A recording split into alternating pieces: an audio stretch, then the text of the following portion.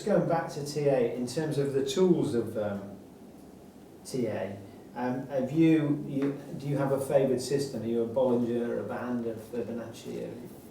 My favourite rule is keep it simple. And the more complex you make it, in my opinion, the more you undermine yourself as a trader. I found myself at various times in my career trying all these tools and all these instruments, and the more complex I made it, the more I seemed to underperform. And the more simple I kept it. I like looking at candles, I like basic patterns, I like identifying trends. Even the overbought and underbought indicators, I've kind of jettisoned them for now, because to me that's usually there in the visual representation of the price and your own feel for the market. And if anything, they can be misleading indicators. But I do have setups, I do have patterns that I like.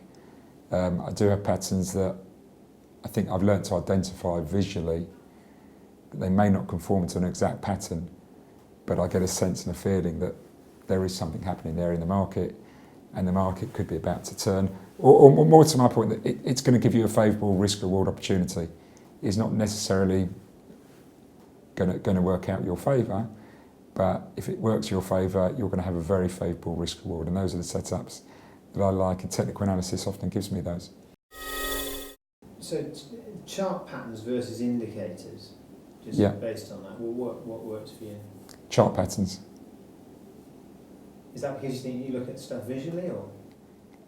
Yeah, I think I'm a visual person, and that's what works for me.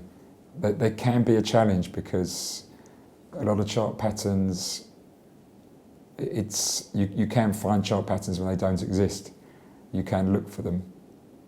So you have to be robust and solid with them, and you have to understand that they're not always going to work. I think it's more experience. I think it's more looking at a market and getting a feel for it and saying, okay, I think there's a good opportunity here. And then using that, it's also how you use these. So you can have a chart pattern, but it might not give you a great risk reward. You can have another chart pattern located somewhere within a trend, and you think, hey, there's a great risk reward here. So not everything's the same. A lot of people look at technical analysis in the early days